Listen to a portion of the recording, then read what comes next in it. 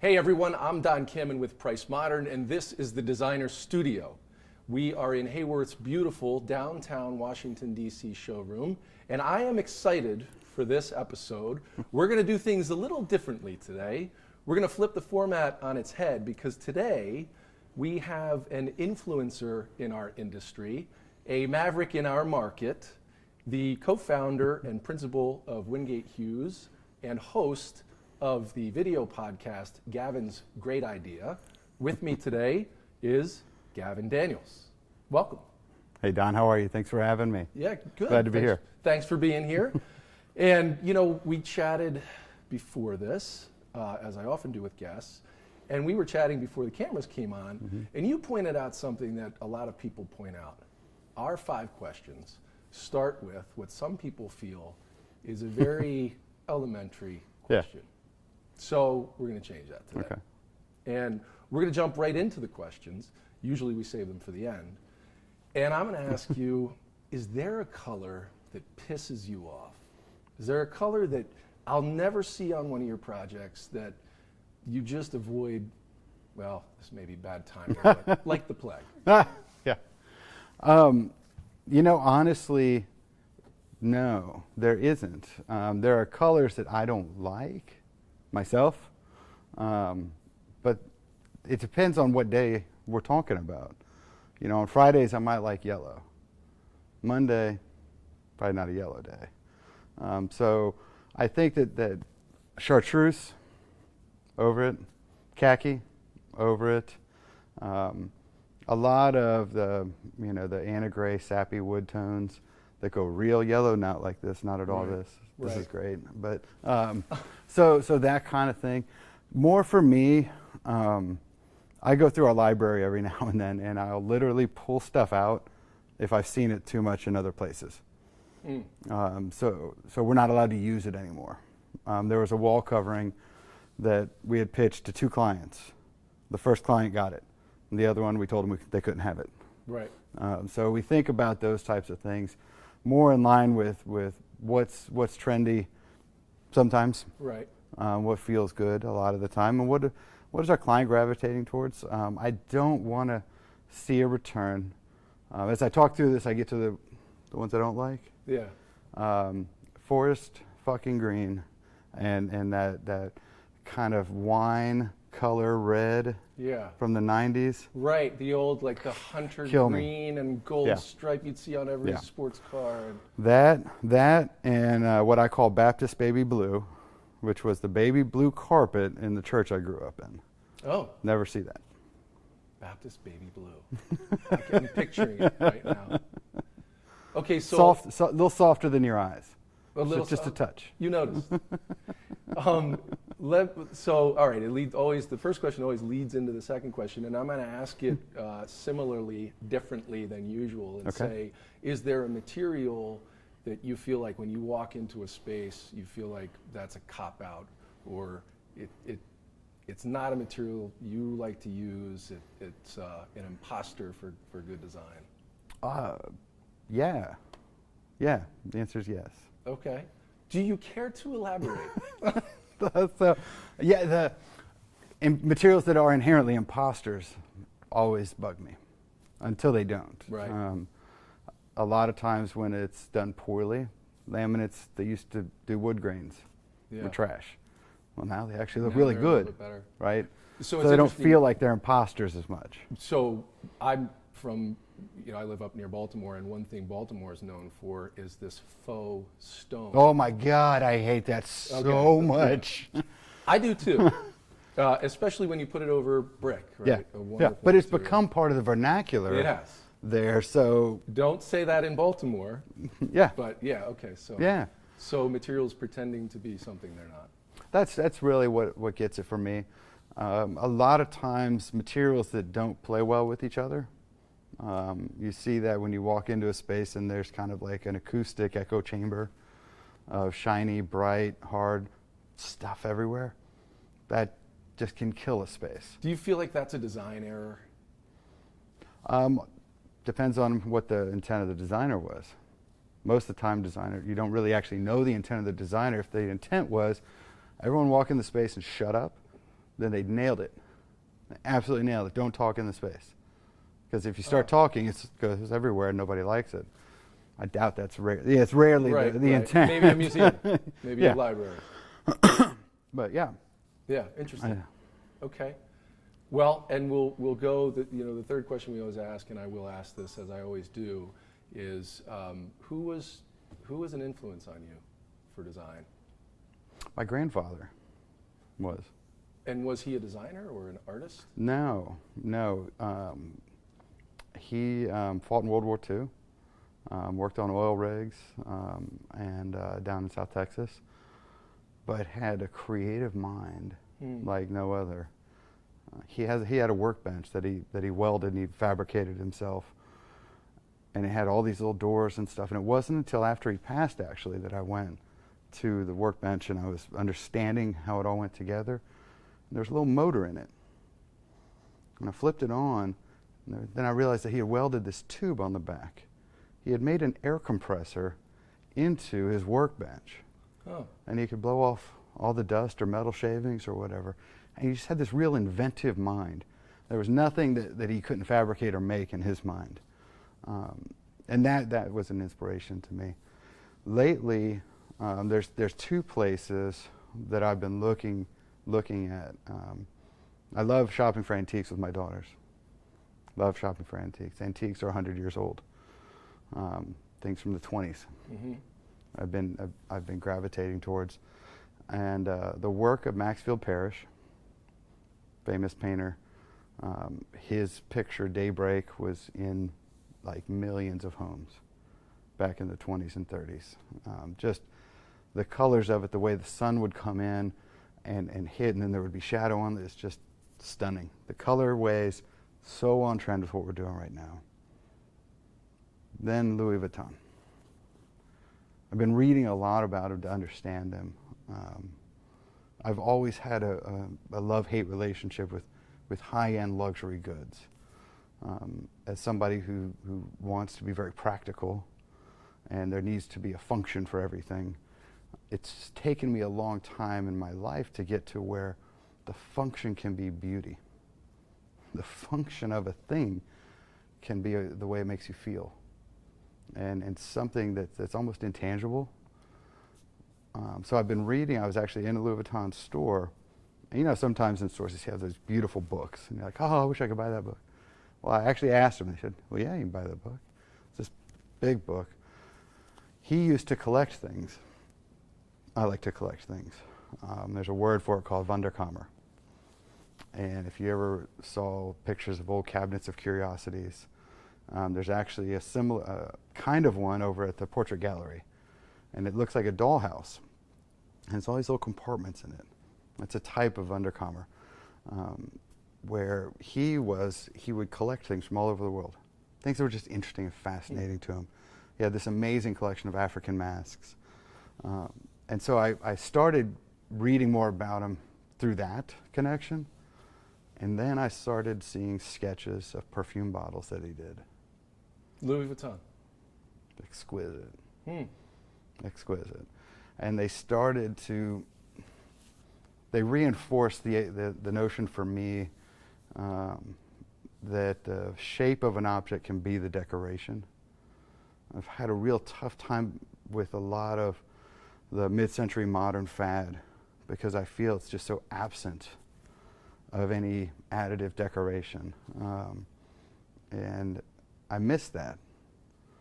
The shapes that he worked on really had that beauty in the form themselves. It wasn't like he found something and then decorated it. It wasn't the decorated shed type thing. So, yeah. Louis Vuitton. Understandable that it's high-end products. I mean, he made luggage for royalty in France. Mm-hmm. Son of a hat maker. Right. Yeah, interesting. Until you and I chatted, I didn't really think about Louis Vuitton as a designer.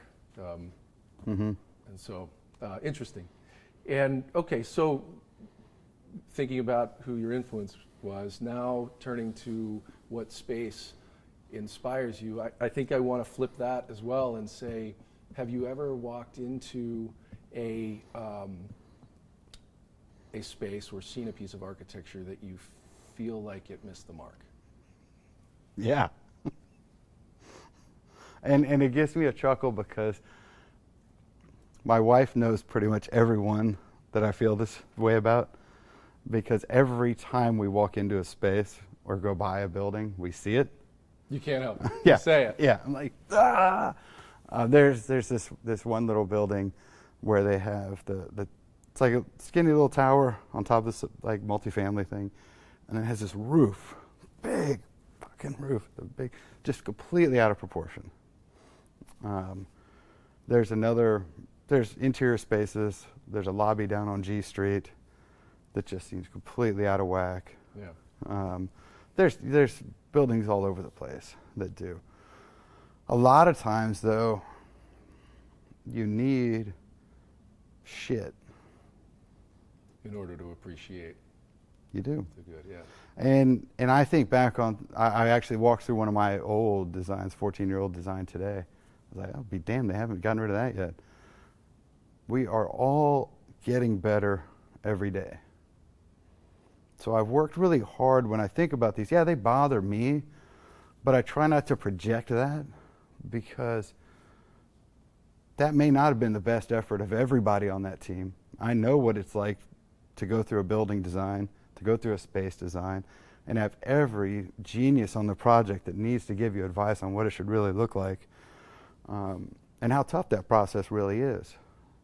And the notion that every single thing that we see isn't designed to be the best thing it could ever be. But my hope is that the person that did it is growing from there too. But I also know in different parts of our own country, there's different styles all across our country. And that is a big part of what makes us so great. And, I was going to ask you, because you grew up in Texas and you trained in Texas, Texas A&M, and then you moved to Washington, D.C., and as we were preparing to come here, I was just thinking there's no bigger difference, I think, socially, politically, and maybe even from a design standpoint. I mean, in Texas, you have space to design. Here, you don't. And so talking about that regionality of design, is it difficult as a designer to move from one place to a very different place, especially when you've trained there, especially when you've grown up there? Yeah. It must be a part of you. I see on your podcast the steer up there, right? You're right. So it's right. part of you. Yeah. Was it jarring to come to DC and look at design? It was at the time. It's been such an amazing journey. We got here in 2004. Being here in DC is very different than Texas. You're 100% right. But I tell you, people are people. Yeah. And if anything, I've grown to see and design for so many different types of people that I would have gotten some exposure to if I was in Houston or in Dallas in a different way. The speed here, it's fast. And I think that anybody in our industry here is going to say, yep, fast. Yeah. Little things. In Texas, you'd use 3 5/8 inch studs. Here, it's 2.5 inches. You'll save every inch. Yeah. Everything's bigger in Texas. Oh, that's true. But we still have a lot of space here. I think that we use it a lot more effectively here, so I do like that. I was back in Dallas and just seeing the sprawl, rather than combining different activities, they're still spreading them out. And it drives me absolutely nuts. That's just how they chose to do it, and they're not going to stop until they run out of space. People are happy with it. Yeah. If you want to talk about something that's not well designed, it's having single-use plots of land spread over hundreds of miles all around Dallas. It's crazy. It's what they've chosen. Yeah. It's always fascinating to see. It's not for me. When we used to fly in airplanes, it's always fascinating to see cities like that, most cities, and how everything climbs out from the city in single plots. Yeah. So the last question always ask, and probably my favorite, is, if you could design anything, doesn't have to be a building this time, doesn't have to be an interior, anything, what would you design? I would keep designing, period. Yeah. That's the most important goal for me. I don't see myself always designing interior spaces, or clothing, or carpet, for example. I'm working on all kinds of different things right now in design. The key thing for me, and the thing that will keep me going, is to continue designing. And I know you have a lot of young listeners on this show. That's the most important thing. It's really, for me, it's not about, when I've made it. How I know when I made it. If I've designed, bow, right. Who cares?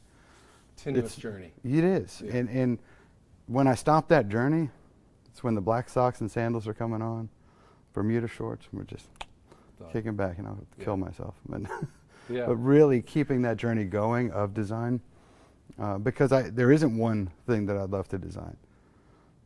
And you've said, I heard you say in one of your podcasts that you felt like you were doing your best design right now, and that you feel like you're hitting your stride and continuing to learn. Mm-hmm. And I'm not a designer, I'm not an architect. I am familiar with the creative process. Yeah. 25 plus years I've been on stage as a stage actor and built characters, and you build these things from nothing, and when it's clicking, mm-hmm. it's clicking and it feels really good. Yeah. When it's not, it's terrifying. Mm-hmm. And there's wild insecurity that can come. Like this interview. I'm absolutely terrified right now. So do you, did you find that in your career? Do you still find that? Is it something that you feel like you get past, or is it something where a project just sparks, you feel like you're not hitting on it? You'll never get past it. Yeah. If you do, there's a problem. I agree. My freshman English teacher in high school, Lynn Dozier, we worked on Literary Magazine with her. It was me and a bunch of other renegades. Ended up winning awards and doing really well with it. She said, it's this thing that we do is like having a baby. It's really fun to create the baby. That's a lot of fun.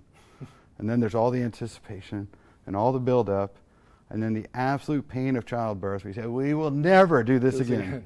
And then the baby comes out, and you're like, oh, I want to have another one. It's very similar in the design process. Every time I start a project, I'm afraid. Yeah. And it feels great. I've grown to embrace that fear of, do I have another design? Can I fit all of this shit in this building? As we say in Texas, can you fit 10 pounds of shit in a 5-pound bag, right? Sure. Every time. What's going to be new? What's going to be cool? What are they going to like? That part of the process is like extremely important. I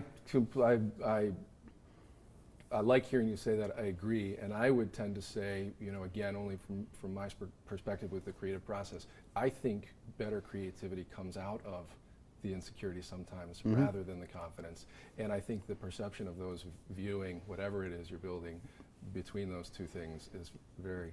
Look, if I've got to convince a client that this is the right design, trust me, I'm your architect. Man, that's not the right design. Right. When you have to jam it down somebody's throat to make them really believe it, and you've got to convince them, I think you might be missing the mark. I will say that much like entrepreneurship, fail and fail quickly in design. Yeah. And don't be afraid to change that design. That's been one of the key lessons for me. And often in the business world, we're not allowed to even discuss failing anymore, and it's such an important part of anything, really, as long as you're learning from it. And that's right. So that's great. Listen, I could talk to you forever. I wish we did a 30-minute show. Gavin's great idea. You want to tell people where they can find it? Sure. So I've got a YouTube channel, Gavin's Great Idea. We're working on getting an RSS feed. Look, the premise of the podcast is for me to find great people that I can have wonderful conversations with. Much like the one we're doing now, I want to bring these wonderful ideas that people have. Sometimes they're off the cuff, they're unscripted. It's that chance to talk about a creative process. On my most recent podcast, I talked with one of the Texas architects, James Halliburton. It's one of the hottest architects going in Texas right now. And we talked about the problem versus solution, and the reality that often your clients are bringing you solutions they want you to implement, not really bringing you a problem to solve. That's really nuanced stuff that I really love digging into. So check it out. Gavin's a great idea. Thanks. All right. Well, if you want to work with Gavin, it's wingatehughes.com. You know where to find me, pricemodern.com. Thank you for checking out this episode. Check the other episodes out at YouTube/PriceModern, and we will see you next time right here on the Designer Studio.